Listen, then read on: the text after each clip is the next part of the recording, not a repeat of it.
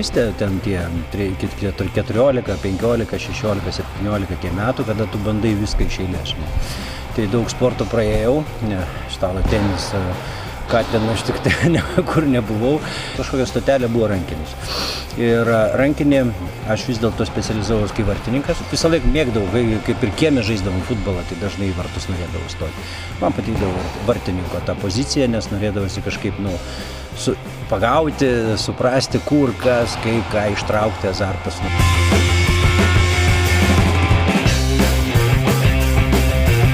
Pirmą treniruotę labai gerai atsimenu, tai buvo guminis juodinukas, toks raudonas su juostelėm ir į sieną reikėjo mėtyti ir gaudyti tą kabelį. Kelis kartus buvau nuėjęs į šoną, kai sako, bandžiau futbolą 2 savaitę žaisti, bet po to vis tiek grįždavau į rankinį, nes tai mano pati mylimiausia sporto šaka. Apsaugas aš pats gaminausi, nes reiškia, apsaugoti savo vyrišką pasididžiavimą nebuvo kuom.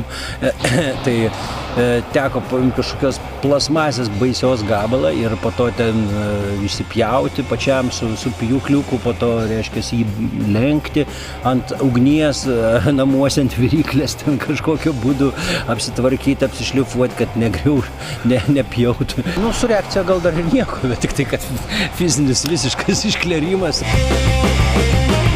Rankinis labai dinamiškas žaidimas ir tuo pačiu čia suderinami labai įvairūs dalykai. Tai ir mąstymas, ir fizinė jėga, judrumas, greitumas, staigumas, komandinis žaidimas.